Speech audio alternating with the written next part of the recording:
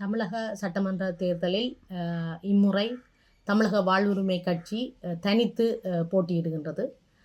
இதுவரை காலமும் தனி ஒருவராக கட்சியினுடைய தலைவர் கௌரவ வேல்முருகன் அவர்கள் சட்டமன்றத்தில் ஈழத்தமிழர்களுக்கு ஆதரவாக தனித்து தன்னுடைய குரலை ஓங்கி ஒலித்திருந்தவர். இம்முறை அவர் தன்னுடைய கட்சியினுடைய தனித்து நிற்கின்றபடியினால் அது கூட்டாக இன்னும் பலர் சட்டமன்றத்திற்கு அவருடைய கட்சி சார்பாக போவதன் ஊடாக ஈழத்தமிழர்களுக்கு ஒரு பலத்த ஒரு ஆதரவாக அங்கு அவர்கள் இருப்பார்கள் என்று முழுமையாக நம்புகிறோம். 2015ஆம் ஆண்டில் தென் ஆப்பிரிக்காவில் ஈழத்தமிழர்கள் இலங்கைக்கான சமாதானத்துக்கும் அமைதிக்குமான மாநாட்டில் வேல்முருகன் அவர்கள் பங்கு பெற்றிருந்தவர். அப்பொழுது நவநீதம் பிள்ளையார் அம்மையாருடைய உடன் சந்திப்பில் மிக ஆணித்தரமாக ஈழத்தமிழர்களுக்கு நடைபெற்றது இன அழிப்பு என்பதும் அவர்களுக்கான நீதி தேவை என்பதையும் அங்கு பேசியிருந்தவர். அதே போல தொடர்ச்சியாக ஐக்கிய நாடுகள் சபையிலும் ஈழத்தமிழர்களுக்கு நடந்தது இன அழிப்பு, அவர்களுக்கு நீதி தேவை என்பதை வலியுறுத்தி இருந்தவர். அதே போல கடந்த காலங்களில் அமெரிக்காவில் கூட இராஜாங்க திணைக்களங்களில் பல அரசியல் பக்கங்களை சந்திக்கின்ற பொழுது நானும் கூடவே அவருடன் போயிருந்தேன்.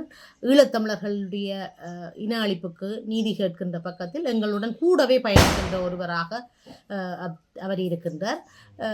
அந்த வகையில் அது மட்டுமல்ல, ஈழத்தமிழர்கள் இந்தியாவில் பல பிரச்சனைகளை எதிர்கொள்கின்ற பொழுது அவர் உடனடியாக தலையிட்டு அந்த பிரச்சனைகளை தீர்க்கின்ற ஒருவர்.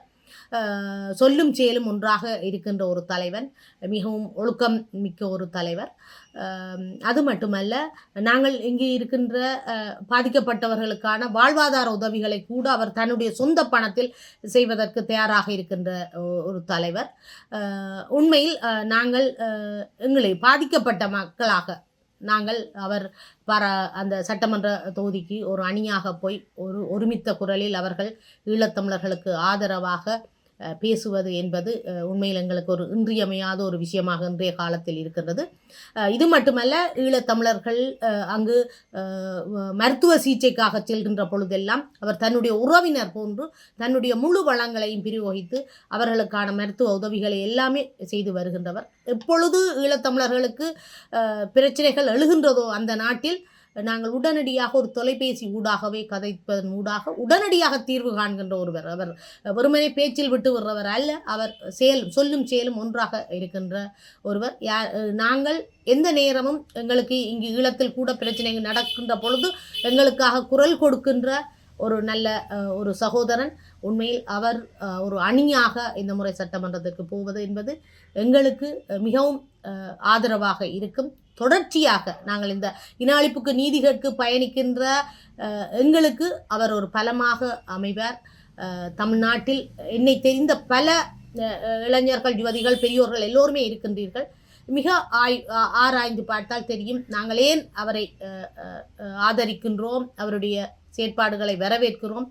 கடந்த காலங்களிலும் தமிழ்நாட்டில் அவர் ஈழத்தமிழர்களுடைய இன அழிப்பு ஆவணங்கள் எல்லாத்தையுமே சமர்ப்பித்திருந்தவர். தொடர்ச்சியாக அவரை எல்லோரும் ஆதரிக்க வேண்டும். எங்களுடைய கைகளை பலப்படுத்துவதற்கு அவரை ஆதரிப்பது என்பது ஒரு போரால் பாதிக்கப்பட்ட பெண்ணாக எங்களுக்கு ஒரு பலமாக இருக்கு.